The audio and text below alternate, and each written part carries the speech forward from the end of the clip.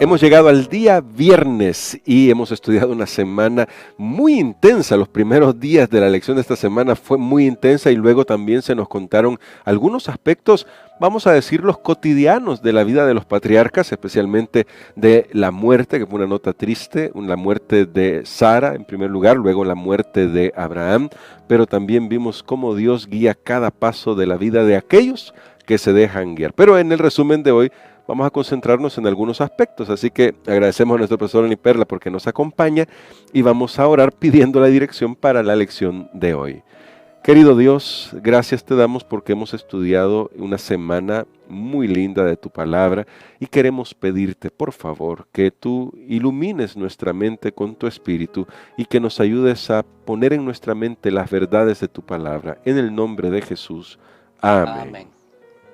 Esta semana, Pastor Dani Perla, comenzamos la semana con una nota bastante difícil para la humanidad, para Abraham, vamos a decirlo de manera directa y específica, pero que nos pone a nosotros también en la expectativa de cómo reaccionaríamos nosotros. Sin embargo, centrándonos un poco en el significado que tenía en ese momento y que tiene para nosotros cuando leemos la historia, el sacrificio al que estaba dispuesto a llegar Abraham, quería preguntarle, pastor, porque es parte de nuestra lección, ¿qué aspectos estaba ahí en juego para Abraham que tal vez cuando ya vio al carnero enredado, Dios le mostró y le dijo, esto es lo que yo voy a hacer finalmente por la humanidad? Bueno, creo que esta es una historia que ha inspirado a muchas personas en el arte, Sí. en la música, en la poesía, lo que sea, porque creo que es uno de los sentimientos muy fuertes cuando un padre es llamado a decirle que sacrifique a su propio hijo. Sí. Aquellas personas que participaban de esto, que lo hacían para aplacar la ira de sus dioses, pues probablemente era algo normal. Pero todavía Dios le dice, Abraham, sacrifícame a tu hijo, tu único, el que amas. O sea, Sí. era una prueba realmente tremenda. Pero después de esa prueba, Dios le dice a Abraham, ya sé que tú tienes temor, y también se reconoce que Abraham ha superado la prueba, no solo en el sentido que estuvo dispuesto a sacrificar a su propio hijo. Creo que este es uno de los elementos, digamos, nuevos para nosotros en el estudio de este tema, sino que Abraham ha logrado comprender de que el sacrificio finalmente iba a ser Dios mismo. Él tiene fe que Dios se proveería a él mismo, a él le tocaba, y que finalmente la provisión era él mismo. Entonces creo que eso es lo más notable de esta historia. Ahí vemos que Abraham llegó a la comprensión de este tema y Dios manifiesta que en verdad él iba a hacer la provisión, envía una visión aumentada porque no sabemos si ese carnero estaba ahí porque Abraham no lo había visto. Sí. Tal vez alguien puede pensar, bueno, Dios lo hizo aparecer en un momento. Claro, Dios puede hacer ese milagro, pero lo más probable es que estaba allí, solo que Dios lo que pudo haber hecho es que no escuchara el sonido, si es que había algún tipo de balido o lo que sea. O, además de eso, Abraham estaba tan cargado, tan apesadumbrado, como cuando usted anda tan preocupado, no se da cuenta de lo que hay alrededor. Pero ahí estaba ya la provisión. Antes que Abraham intentara sacrificar a su hijo, ya estaba la provisión. Y ese es el plan de salvación, Amén. hecho aún antes de la fundación de este mundo. A Dios el pecado no lo tomó por sorpresa en esta tierra. A Dios no lo agarró en curva, como decimos nosotros. No, Dios ya tenía una provisión. Podemos confiar en Él. Duele, sí, como la experiencia de Abraham.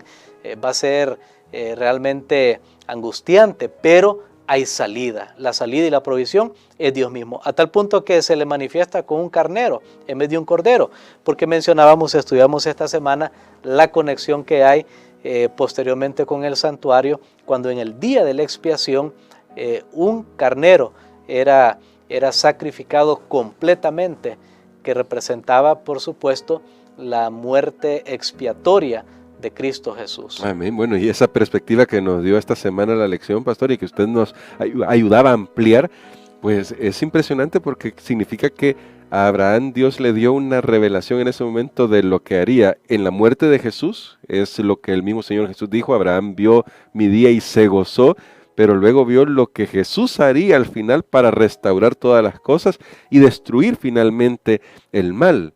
En este tema, pastor, también en esta semana, quiero decir, también vino un tema que es mucho más cotidiano, digamos, pero creo que nos muestra cómo todo lo que Dios hace a gran escala debe afectar cada área de nuestra vida.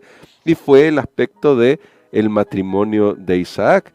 A veces nosotros eso lo vemos tan, y lo voy a usar con esta palabra, tan mundanal, tan cotidiano, que nos olvidamos que también Dios tiene un plan para eso y deberíamos permitirle a Dios que dirija esos pasos. En ese sentido, ¿qué lección podemos recordar en este momento que estamos haciendo el resumen, pastor? Especialmente para los jóvenes, para los que ya estamos en la etapa del matrimonio, para sostenerlo y mantenerlo en el plan de Dios, pero para quienes están a punto de dar este paso, para que lo hagan siguiendo la elección de Dios. Muy bien, eso nos lleva a recordar el capítulo más largo del Génesis, que es el capítulo 24, y aquí hay algunos elementos.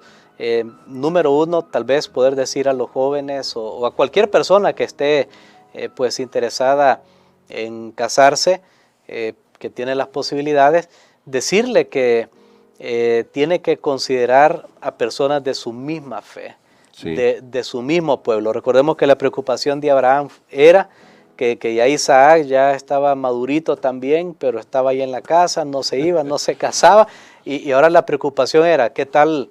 Él se casa con alguien aquí, no veía personas ahí aptas, así que él envía a buscar a su tierra parte de su parentela, y vemos ahí la famosa historia pues de Rebeca, cómo ella atendió al siervo de Abraham con sus camellos. Esto es algo que no estudiamos esta semana, o sea, al menos nosotros no lo comentamos. Leímos el capítulo, pero no lo comentamos, la diligencia de Rebeca en proveer agua, no solamente para Eliezer, que estaba cansado, sino para todos sus camellos. Ya se han hecho cálculos de cuánta agua toma un camello, cuántos eran, y eso da una cantidad que ella estuvo probablemente de 2 a 3 horas sacando agua. O sea, no era una mujer débil, una mujer frágil, ese concepto.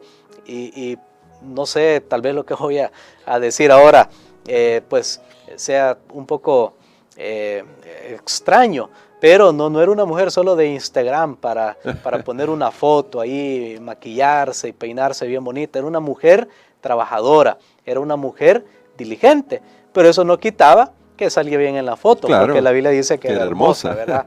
Claro, no habían cámaras en esa época, pero creo que esa es otra lección que es muy importante. Hay un propósito definido. La otra es la oración. Eliezer ora varias veces, Abraham ora. Hay muchas oraciones en esa historia, pues la oración y el matrimonio deben ir de la mano. Pero lo que destacábamos es el último versículo de Génesis 24, que era el 67. Se destacaba que Isaac amó a Rebeca y lo pone en la perspectiva después que se casó. Entonces, esto es algo llamativo, porque no es que amamos porque nos vamos a casar, sino que nos casamos y entonces amamos. Porque hoy hay una perspectiva, lastimosamente, del amor romántico previo al matrimonio. Ese donde hay chocolate, donde hay esto, donde se sale a pasear y todo bien bonito, y se piensa que después no, ya no me da tarjeta, un peluche, y que eso es el amor. El amor es mucho más que eso, por favor. El amor es realmente una decisión, un principio. Cuando Rebeca dijo, yo iré, ella decidió amar, aún sin ver en ese momento a Isaac, pero ahí vemos que el matrimonio verdadero, real, lo que hace es reforzar el amor, no terminarlo, como tristemente sucede muchas ocasiones en la actualidad. Pero que hoy con esta lección podemos cambiar eso, ¿no? Podemos cambiar esta mentalidad que hay corriente en el mundo y hacer las cosas como Dios manda y tomar esas decisiones. Y hablando de decisiones, pastor, también se tocó este punto y sí quisiera terminar este repaso con esta pregunta. Rebeca tuvo que tomar la decisión libremente, nadie la forzó y no podía ser forzada a ir hasta la tierra de Canaán donde estaba Isaac. Y la pregunta es, ¿por qué nuestra fe, porque aquí era un asunto de fe para Rebeca, por qué nuestra fe no tiene sentido si no tenemos libertad de elección? Muy bien, creo que es una pregunta bien difícil porque se ha debatido mucho este tema e incluso algunos piensan que ya todo está predeterminado. Ya el que se salva, el que se pierde, el que va a ser bueno, el que va a ser malo, y que yo no tengo poder de decisión. Simplemente tengo que seguir ese camino que ya está trazado. Ahora, no es así, no es así. Si hay un don que Dios le ha dado a toda criatura, ya sea en la tierra, en el cielo, es el don de escoger, el don de decidir, el libre albedrío, como se le llama un poco más formalmente a esto, la libertad de escoger. Y eso es el don más sagrado, porque nadie puede obligarte, ni Dios ni el diablo, para hacer algo. Finalmente es uno el que da el sí. Así como Rebeca dijo, yo iré. Ella lo decidió, no le estaban poniendo ahí un arma para que ella se casara. Algunos piensan que esos matrimonios de antes, solo porque el padre o la madre, al menos hablando en el contexto bíblico, claro, que determinaba y decía, mira, tiene que ser de esta familia, que el que estaba, pues el novio o la novia no tenían nada que decir. No, al final ellos decían, sí me gusta, sí acepto. Si decían que no, también se tenía que respetar. O sea, aunque hubiera una orientación, se tenía que respetar finalmente la decisión de la persona. Creo que la libertad de elegir es el poder más grande que tenemos nosotros y no nos damos cuenta, hermano Gerson. Amén. Es el poder más grande, decir sí o decir no. Por supuesto, debe ser usado para decir sí a lo correcto y decir no a lo incorrecto. Son dos palabras muy poderosas que usadas adecuadamente, oportunamente, en el momento indicado, nos van a ayudar para cumplir el objetivo de Dios en nuestra vida. Al final, recuerde, usted tiene un gran poder y eso nadie se lo puede quitar. Así que ejerza ese poder que tiene para decirle sí a nuestro Señor Jesucristo. Él va a intensificar ese poder porque tal vez nosotros no tenemos la fuerza de voluntad para poder resistir el mal. De hecho, no la tenemos, no es un tal vez, no la tenemos. Pero si le decimos sí a Jesús, Él se encargará de ayudarnos y fortalecernos. Cada día hagamos esta decisión de darle nuestra voluntad a nuestro Salvador. Y quisiera que pudiera orar por esto, pastor, para que Dios nos ayude a aplicar estas lecciones, que nos ayude a ver que cuán grande es el mensaje que tenemos en el libro de Génesis, que también afecta cómo vamos a decidir en cada uno de nuestros aspectos de la vida, de los aspectos de nuestra vida, a fin de que todo lo podamos poner en las manos de Dios. Amén. Padre, te damos gracias, Señor, porque nos muestras a través de las historias de tu palabra las realidades del ser humano en medio de un mundo en pecado, un mundo que no era el que tú habías planificado, pero también para el cual, sabiendo lo que iba a suceder, tú ya tenías una solución. Ayúdanos para poder vivir de la mejor manera, ayúdanos a usar adecuadamente nuestra oportunidad, nuestro don de elección. Ayúdanos, Señor, para que siempre podamos decir sí a la salvación, al Evangelio, a Jesucristo, y podamos decir no al mundo, al pecado, a la tentación. Te pido que cuides de cada persona, Señor, que ha tomado su decisión por Cristo y que pueda hacerla efectiva. Lo pedimos en el nombre de Jesús. Amén.